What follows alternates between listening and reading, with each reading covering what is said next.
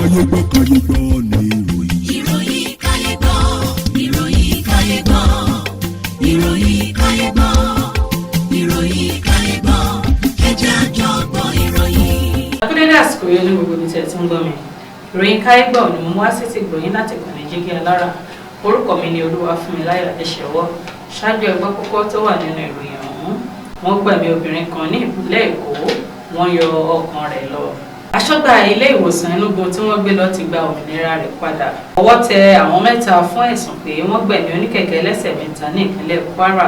Àwọn ọlọ́pàá gba òkú àwọn ènìyàn méje tí àwọn agbésùnmọ̀mí kọlù ní ìpínlẹ̀ Taraba. Àjọ EFCC ti mú àwọn afurasí márùndínláàádọ́ta tó ń lu jìbìtì lórí ìtàkùn àgbáyé. Kí n tó tẹ̀síwájú nínú ìròyìn yìí, ẹ jẹ́ kí a dókè lọ́hùn fún ìpolówó ọjà.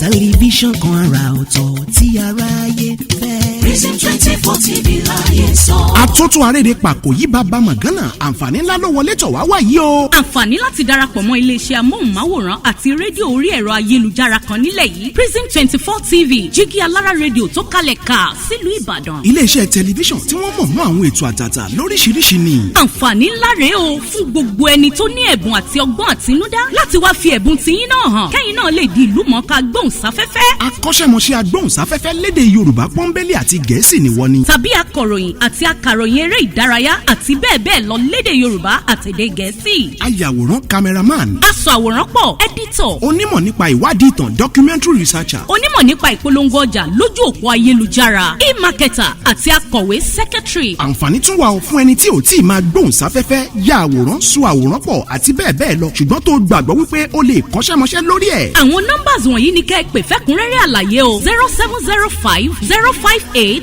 0241 àti 09039893895.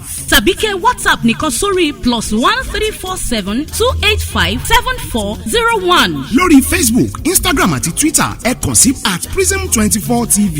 wá lo ẹ̀bùn tiẹ̀ náà níbi táyé ó ti gbà ọ́ ní Prism 24 TV jígí alára rédíò a máa retí yín o. Prison 24 TV jígí alára rédíò ní gbogbo àwọn tó dá mọ̀ ń gbọ́. Prison 24 TV jígí alára rédíò ní gbogbo àwọn tó dá mọ̀ ń sọ. Tẹlifíṣàn kan àrà ọ̀tọ̀ tí aráyé fẹ́. Prison 24 TV láyé sọ. Ó ti akájọ tẹ̀ síbi táyé ti tẹ̀ sí ó yá. Prison 24 TV láyé sọ. Ẹ káàbọ̀ padà láti òkè lọ́hùn-ún, ìròyìn ọ̀hún rèé lẹ́kùnrẹ́rẹ́. Wọ́n gbẹ̀mí obìnrin kan ní ìpínlẹ̀ Èkó, wọ́n yọ ọkàn rẹ̀ lọ. Obìnrin kan Tina Ìlógbè ni wọ́n ti gbẹ̀mí rẹ̀ tí wọ́n sì yọ ọkàn rẹ̀ lọ ní ilé rẹ̀ ní òpópónà Ọlọ́wọ̀ ní agbègbè Alájà Ṣèfíwà ní Dọ̀pẹ̀mú ní ìpínlẹ̀ Èkó. Ìròyìn tó jáde ní obìnrin náà ló ń ṣiṣẹ́ ní iléeṣẹ́ búrẹ́dì kan tí wọn kò sì rí níbi iṣẹ́ ní ọjọ́rú Wednesday tí wọ́n sì ní kí ọ̀kan nínú àwọn alábàáṣiṣẹ́pọ̀ rẹ̀ lọ wò ní ilé. Wọ́n bá ilẹ̀kùn fíláàtì rẹ̀ ní ṣíṣí sílẹ̀ tí wọ́n sì wọlé bá òkú rẹ̀ ní orí ibùsùn.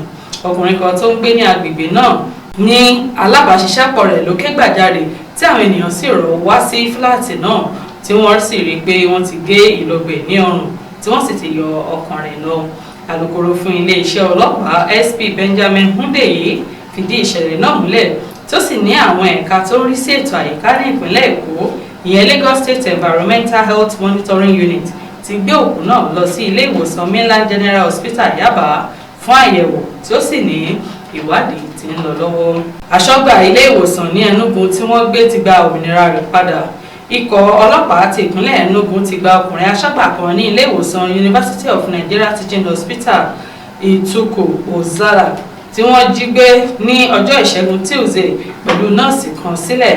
Èyí jáde nínú ọ̀rọ̀ tí iléeṣẹ́ ọlọ́pàá náà sọ ní ọjọ́rú Wednesday tí ó sì ní àwọn ti gbé ikọ̀ kan dìde láti lè dóòlà ẹ̀mí nọ́ọ̀sì èyí tí wọn kò tí ì rí náà. Àwọn agbébọn ló ya bo ilé ìwòsàn yìí ní ọjọ́ Ìṣẹ́gun Tuesday tí wọ́n sì gbé aṣọ́gbà àti nọ́ọ̀sì kan lọ. Nínú fọ́nrán kan tó jáde wọ́n rí ọkọ̀ SUV tó jẹ́ ti nọ́ọ̀sì yìí níbi tí wọ́n gbé kalẹ̀ sí ní òpópónà kan tí ojú àpá ọta ìbọn sì wà lára rẹ̀ káàkiri.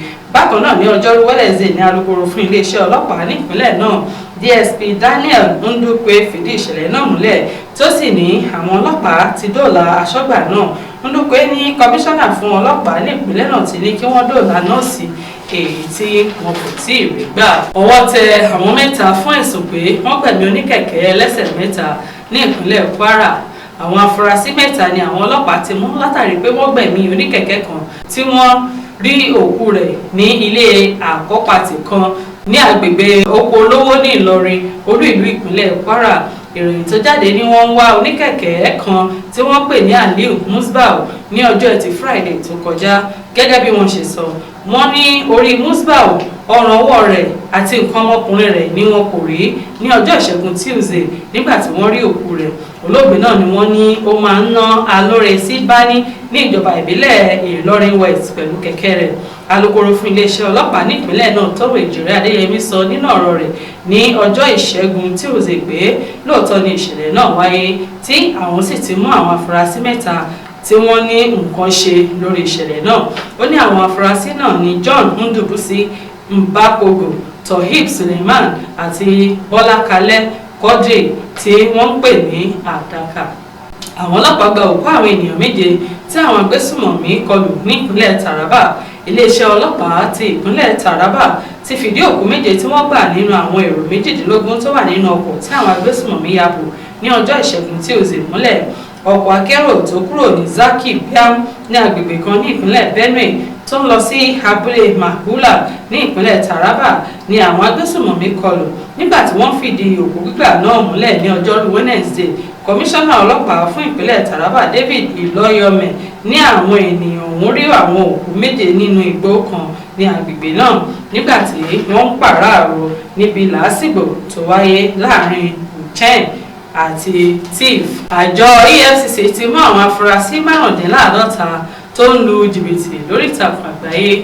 Àjọ EFCC ti ìpínlẹ̀ Èkó Lagos Zonal Command of the Economic and Financial Crimes Commission ní ọjọ́rú Wednesday ní àwọn ti mú àwọn afurasí 55 tó ń lu jìbìtì lórí ìtàkùn àgbáyé. Wọ́n ní àwọn afurasí náà ni wọ́n mú ní ọjọ́ Ajé Monday ọjọ́ 11 oṣù kẹta ọdún 2024 ní Ìkòròdú ní ìpínlẹ̀ Èkó. Àwọn ohun tí wọ́n gbà lọ́wọ́ wọn ní àsìkò tí wọ́n mú wọn ní àwọn ọkọ̀ bọ̀gìnìbọ̀gìnì, àwọn ẹ̀rọ ìléwọ́ olówó iyebíye àti àwọn ẹ̀rọ ayárabíàṣá. Àjọ náà wá fi kún pé yóò tó mú ojú wọn ba ilé ẹjọ́ ní kété tí ìwádìí àwọn bá parí. Oníjù báyìí lọ fún ìròyìn Kayegbo fún ti tòní. Orúkọ mi lẹ́ẹ̀kan sí Olúwafúnmiláyọ̀ Adéṣẹ́wọ́. Káfíńrẹ́ pàdé o.